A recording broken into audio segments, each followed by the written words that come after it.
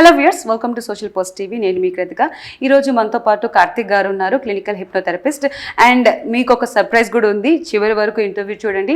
చాలా bad breakup వెళ్తే దాని నుంచి ఎలా బయటపడాలి, మనకి ఇష్టమైన వాళ్ళు మనం కోల్పోతే ఆ సాడ్నెస్ నుంచి, ఆ దుఃఖం నుంచి ఎలా బయటపడాలి, తర్వాత మీరు కాన్ఫిడెన్స్ లెవెల్స్ తక్కువగా ఉంటే మనం కోరుకున్న గోల్స్ని ఎలా రీచ్ అవ్వాలి, తర్వాత హిప్నోసిస్ అంటే ఏంటి, అది ఎలా చేస్తారు, సో అలాంటి ప్రతి ఒక్కటి కార్తిక్ గారు మనకి ఎక్స్ప్లెయిన్ చేస్తారు. ఇంకో సర్ప్రైజ్ కూడా ఉంది.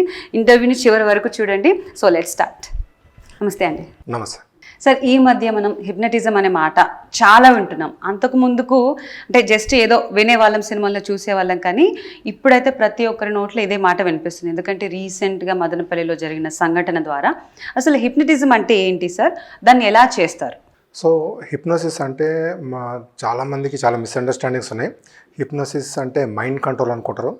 ఒక వశీకరణ, ఒక మనిషిని కంట్రోల్ చేయటము అనేది ఎంత ఎవరైనా కానీ they will be thinking that hypnosis అంటే అదే అనుకుంటారు. హిప్నోసిస్ అంటే they will control our mind అనుకుంటారు అన్నమాట. So it is not that. ఇప్పుడు మీకు మూవీస్ లోపల చూపిస్తారు, ఇట్లా అనగానే వాడు ఇట్లా పక్కన పడిపోతాడు, లేకపోతే ఏం చేయమన్నా చేస్తాడో, అది it is not possible. If వాళ్ళ విల్లింగ్నెస్ ఉంటేనే it is possible. Okay, so ఫోర్స్ఫుల్గా చేసేది కాదు. హిప్నోసిస్ అంటే it's state of relaxation, deep relaxation. ఇప్పుడు మనం కాన్షియస్గా మాట్లాడేటప్పుడు మన మైండ్ అనేది బాగా యాక్టివ్ ఉంటుందన్నమాట. ఓకే, మన బ్రెయిన్ యాక్టివిటీ కొంచెం స్లో అవ్వాలి అనమాట. స్లో అయినప్పుడు దట్ ఈస్ ద టైం మీ సబ్ కాన్షియస్కి రిసెప్టివ్గా ఉంటుంది. That is the time we can give suggestions to them, like increase motivation, okay, increased confidence, get rid of some addiction. ఏదైనా అడిక్షన్ మనకి బాధ ఇస్తుంది అంటే ఆ అడిక్షన్ని we can make them come out of that. Okay, so the person should be willing. Okay, ఆ person willing ఉంటేనే we can help them. If they are not, if they don't want to change. Sir, ఇప్పుడు మీరు ఒకరిని hypnotise చేయాలనుకుంటే ఆ person మీకు support చేయకపోతే మీరు చేయలేరు అంటారు. ఎంత ట్రై చేసినా కానీ వాళ్ళు కాదు. ఎందుకంటే conscious mind it won't allow those suggestions to enter in their sub conscious. So okay, suppose మనం వాళ్ళకి కన్విన్స్ చేస్తాం, లేదు నీకు ఉట్టి స్మోకింగే తీసేస్తాము, ఆల్కహాల్ ని అట్లే కంటిన్యూ చేస్తామని చెప్పి వాళ్ళని డీప్ ట్రాన్స్లో తీసుకొని పోయి, so okay from now onward stop smoking అని సజెషన్స్ ఇస్తాం. ఇచ్చి మెల్లింగ్ అతను ఎట్లయినా హిప్నోసిస్లో ఉన్నాడు కదా, now onwards you should stop alcohol also అనగానే ఇమీడియట్ గా వాళ్ళ కాన్షియస్ యాక్టివ్ అయిపోతుంది. కాన్షియస్ అనేది గేట్ కీపర్ లా, ఇట్ విల్ వాళ్ళు యాక్సెప్ట్ చేసిన సజెషన్సే దే విల్ అలౌ దెమ్. బయటికి వస్తారా ఇమీడియట్ గా they will stop that. Okay, hypnosis లోనే ఉంటారు, they will stop that suggestion. ఆ సజెషన్ అలౌ చేయరు. Only suggestions they are willing. ఏమంటారు, from now onwards you will be happy, you will be confident, you will be motivated అంటారు. I want them అని చెప్పి accept చేస్తారు. No you are going to give, you are going to avoid alcohol అనగానే immediate గా stop అయిపోతారు. If they want to వాళ్ళ మనసులో వాళ్ళకి తెలిసిపోతుంది హిప్నోటిజం చేస్తున్నా గానీ వాళ్ళు అవేర్ గానే ఉంటారు. చూడండి, హిప్నోసిస్ అంటే ఒకటేమనుకుంటారు, కోమాకి హిప్నోసిస్ ఒకటే అనుకుంటారు అనమాట. ఓకే, డీప్ స్టేట్, అసలు ఏం తెలియని స్టేట్. ఓకే, హిప్నోసిస్ లో majority of the time the person will be aware from the beginning of the session to end of the session they will be aware. చాలా మందికి doubt వస్తుంది, అరే నేను awareness లోనే ఉంటే నేను హిప్నోసిస్ లో ఎట్లా పోయినాను అనుకుంటారు. Okay, so what is happening is మాకు కాన్షియస్తో సంబంధం లేదు. హిప్నోసిస్ చేసేటప్పుడు subconscious is main. Okay, సబ్ కాన్షియస్కి సజెషన్స్ పంపించడం. ఇప్పుడు నేను మీకు సజెషన్ చెప్తాను, ఇప్పటి నుంచి మీరు హ్యాపీగా ఉండాలి, ఇప్పటి నుంచి ప్రెషర్ తీసుకోకూడదు, రిలాక్స్గా ఉండాలి అంటాను. అది మీకు కూడా తెలుసు. ఓకే, కాకపోతే ఆ సజెషన్స్ని మీ సబ్ కాన్షియస్లోకి మీరు పంపించలేరు. ఓకే, సో మనం ఇప్పుడు ఏం చేస్తామంటే మిమ్మల్ని రిలాక్సేషన్లో తీసుకుపోయి సెల్ఫ్ హిప్నోసిస్ లాగా చేసి మీకు ఒక రిలాక్స్ స్టేట్ లోపల that is the time when you are acceptable for taking the suggestions. ఆ సజెషన్స్ ఒక్కసారి మీ సబ్ కాన్షియస్లో పోయింది అనుకోండి, ఇమీడియట్ గా చేంజ్ అనేది ఫీల్ అవుతారా సార్? ఇమీడియట్ గా ఫీల్ అవుతుంది. సార్, ఈ హిప్నటిజం అనేది ఎన్ని రకాలు, వాటిలో తేడా ఏంటి? ఇప్పుడు హిప్నోసిస్ అనేది రకాలు ఏమి ఉండదండి. దాని లోపల జస్ట్ థింగ్, ఇప్పుడు సెల్ఫ్ హిప్నోసిస్ ఉంటుంది. సెల్ఫ్ హిప్నోసిస్ అంటే మనమే చేసుకుంటాం, అలా చేసుకోవచ్చు, మనమే సెల్ఫ్ హిప్నోసిస్ చేసుకోవచ్చు. ఇప్పుడు మార్నింగ్ మీరు లేస్తారు. ఓకే, మార్నింగ్ లేయగానే అది హిప్నోపాంపిక్ స్టేట్ అంటారు అనమాట.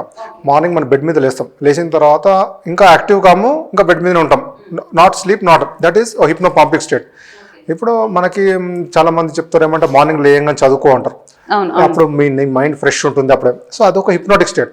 ఇప్పుడు మీరు ఒక టీవీ చూస్తున్నారు, ఒక బాగా ఇన్వాల్వ్డ్ అయిపోయినారు, ఆ సీరియల్లో ఇంటర్వ్యూలో బాగా ఇంటెన్స్గా చూస్తున్నారు, మీకు ఏం పట్టించుకోవట్లేదు, దట్ ఈస్ ఒక హిప్నోటిక్ స్టేట్. ఓకే, ఇంకొకటేమో హైవే హిప్నోసిస్ అంటారు. మనం కార్ డ్రైవ్ చేస్తుంటాం, కారో బైక్ ఏదో డ్రైవ్ చేస్తాం, చేసేటప్పుడు సడన్గా ఒకసారి మనం మర్చిపోతాం మనం డ్రైవ్ చేస్తున్నట్టు, కానీ సడన్గా కొంచెం దూరం రియలైజ్ అవుతాం మనం ఇక్కడ వచ్చినామని.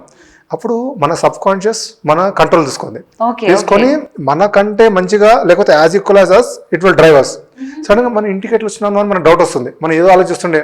So that is the time it is called highway hypnosis. Sir, hypnotism అనేది ఎవరినైనా చేయవచ్చా? అంటే ఎలాంటి వాళ్ళు ఎక్కువగా హిప్నటిజం చేయడానికి గురవుతారు? గురి అవ్వటము అంటే ఏం లేదండి. హిప్నోసిస్ కావాలి అంటేనే మనం చేయగలుగుతాం హిప్నోసిస్. ఓకే, హిప్నోసిస్ వద్దు అనుకున్న వాళ్ళని మనం ఏం చేసినా కానీ హిప్నోసిస్లో తీసుకుపోలేం. ఓకే, చాలామంది మా క్లయింట్స్ వస్తుంటారు, వాళ్ళ పేరెంట్స్ తీసుకొని వస్తారు, ఇతను స్మోకింగ్ చేస్తున్నాడు, ఆల్కహాల్ తాగుతున్నాడు, ఇతను ఆపియండి అని. అతను అడుగుతాం, నువ్వు చేంజ్ అవ్వాలని ఉందా అంటే లేదు అంటాడు కదా, వాళ్ళని బయటికి పంపించేస్తాం అంతే. ఓకే, యూజువల్గా మాకు వచ్చే మెజారిటీ ఆఫ్ క్లయింట్స్ వాళ్ళే వస్తారు. I want to let go this smoking, I want to let go this alcohol, I am in this depression, I want to come out of this అంటే we can help them. సరే, అంటే ladies అంటే చాలా sensitive ఉంటారు, ఏది చెప్పినా నమ్మేస్తారని ఒకటి ఉంది. అంటే ఈ హిప్నటిజంకి వచ్చేసరికి ఎక్కువగా స్త్రీలనా పురుషులనా తొందరగా హిప్నటిజం చేయొచ్చు? ఎవరు తొందరగా మీకు కోఆపరేట్ చేస్తారు? ఇప్పుడు స్త్రీలు పురుషులు అనే భేదం ఏం లేదు, అయితే ఇంటెలిజెన్స్ అనేది ఇంపార్టెంట్. ఇప్పుడు ఎంత ఇంటెలిజెంట్, ఎంత క్రియేటివ్ ఆ పర్సన్ ఉన్నాడు అంటే అంత జల్దీ హిప్నటైజ్ మనం చేయగలుగుతాం. అండ్ సార్, అంటే లైక్ ఇంటెలిజెంట్ ఉంటేనే చేయొచ్చు అంటారా? ఇప్పుడు ఐక్యూ లెవెల్ ఎంత హై ఉందనుకోండి అంత ఈజీగా అవుతారు. ఐక్యూ లెవెల్ తక్కువ ఉండి డల్ ఉన్నాడు అనుకోండి, పర్సన్ ఇమాజినేషన్ లేదనుకోండి, చాలా కష్టమవుతుంది వాళ్ళు. మేమందరం అనుకునేది ఏంటంటే, ప్రతి ఒక్కరు అనుకునేది ఎవరైతే డల్ గా ఉంటారో, అంత యాక్టివ్ గా ఉంటారో వాళ్ళని ఈజీగా మ్యానిపులేట్ చేయొచ్చు, ఈజీగా చెప్పింది చేస్తారని మేము అనుకుంటున్నాం.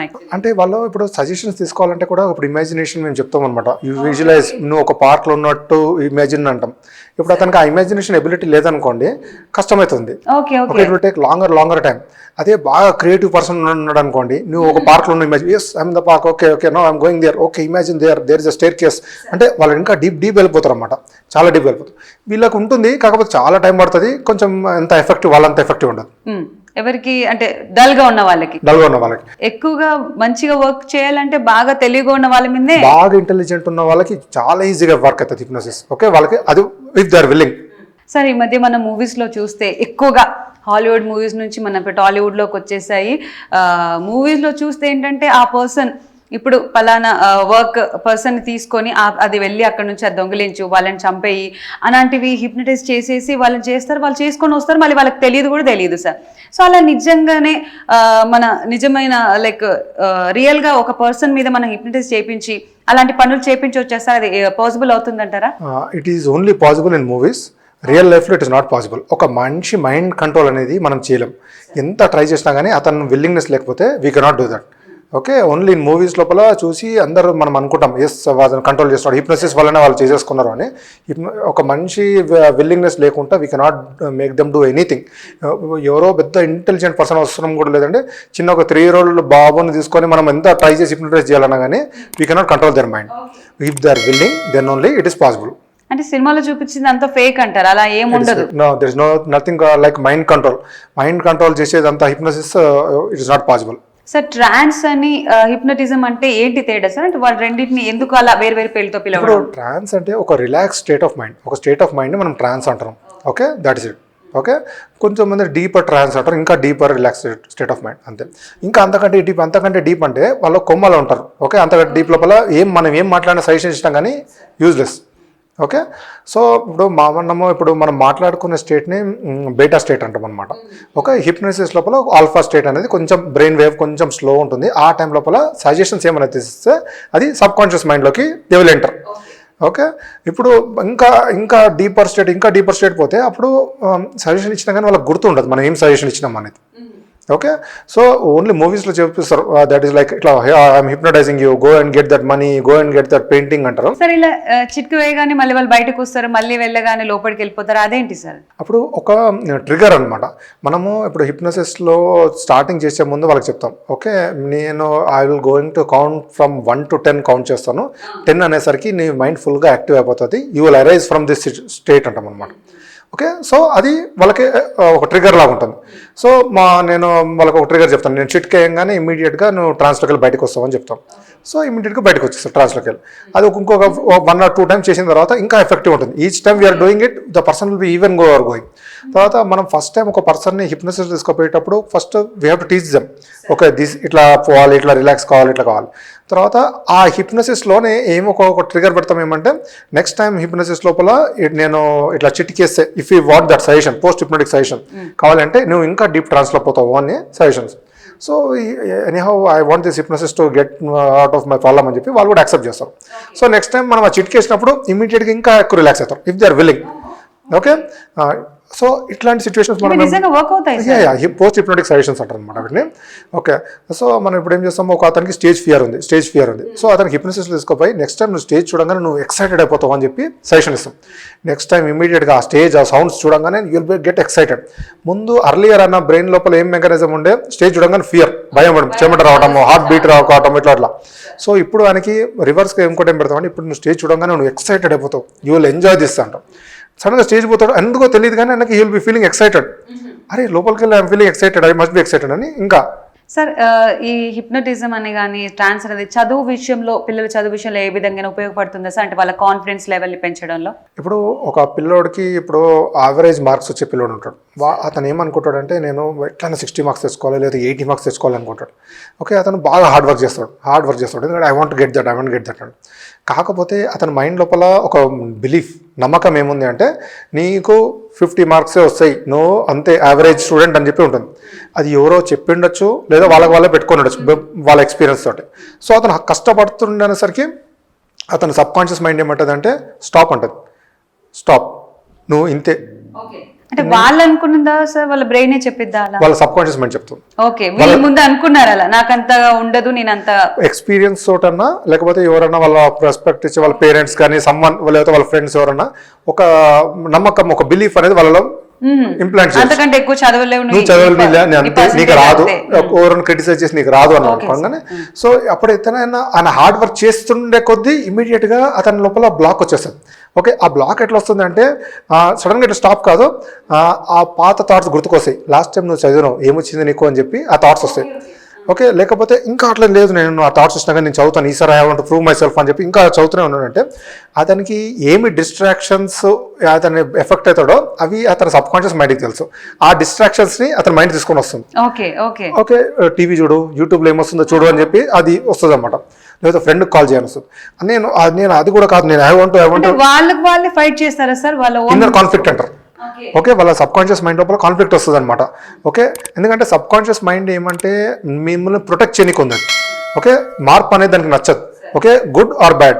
సడన్గా నేను యావరేజ్ స్టూడెంట్ ఒకటేసారి ఫస్ట్ క్లాస్ స్టూడెంట్ అయిపోతా అంటే సబ్ కాన్షియస్ మైండ్ ఒప్పుకోదు. సో హిప్నటిజం ద్వారా వాళ్ళని మంచిగా చేయొచ్చేసా, వాళ్ళ థింకింగ్ కానీ వాళ్ళ ఎడ్యుకేషన్ పెంచొచ్చు. అయితే హిప్నోసిస్ ద్వారా వాళ్ళకి ఏం చేస్తామంటే అది ఆ లిమిట్ తీసేస్తాం, sub conscious limit. Sub conscious లో నా లిమిట్ చెప్తారా మేము ఇలా అనుకుంటున్నాము? సో అయితే వాళ్ళకి ఏం చేయాలంటే ఫస్ట్ థింగ్ హిప్నోసిస్ లో తీసుకొని పోయి ఇప్పుడు ఏ ఏజ్ లోపల సరే నువ్వు ఒక 5 years బ్యాక్ వెనకాల అని చెప్పి ఆ పాస్ట్ తీసుకుపోతాం అనమాట. ఇమాజిన్ చేయి. తర్వాత నీ మైండ్ లోపల ఏం థాట్ వస్తుంది, నేను ఎందుకు నీకు ఇట్లా బిలీవ్ చేస్తున్నావు, నువ్వు ఇంతకంటే ఎక్కువ రాలేదు అని చెప్పి అంటే అప్పుడు ఆ టీచర్ అనింది నువ్వు వేస్ట్ ఫెలో, నీకు దీనికంటే రాదు అనింది అని థాట్ అనేది వస్తుంది. ఎస్, ఓకే, థాట్ అనేది వస్తుంది. సో అప్పుడు ఓకే అని చెప్పి మనం ఏం చేస్తామంటే అప్పుడు ఆ ఏజ్ పర్సన్ని మళ్ళీ ట్రాన్స్లో మనం తీసుకొని వచ్చి ఇప్పుడు నువ్వు ఇమాజిన్ చేయి, నువ్వే ఆ ఏజ్ పర్సన్. ఓకే, ఆ టీచర్ ముందు ముందే నువ్వు ప్రిపేర్గా, ఆ టీచర్ అంటది యూ ప్రిపేర్ ఇన్ అడ్వాన్స్ అని చెప్పి సైకలాజికల్ గా అతను ప్రిపేర్ చేస్తాం అనమాట. సో అప్పుడు అతను అదే సీన్ ని కాన్ఫిడెంట్ చేస్తాడు. మనకి హెయిర్ లాస్ చాలా ఎక్కువగా అవుతూ ఉంటుంది. హెయిర్ లాస్ అయ్యేటప్పుడు ఎలాంటి జాగ్రత్తలు తీసుకోవాలి, అసలు హెయిర్ లాస్ కాకుండా ఎటువంటి జాగ్రత్తలు తీసుకోవాలని మనకి వివరించడానికి మనతో పాటు ఉన్నారు డాక్టర్ రాజ్గిరి, డెంటాలజిస్ట్, ట్రైకాలజిస్ట్,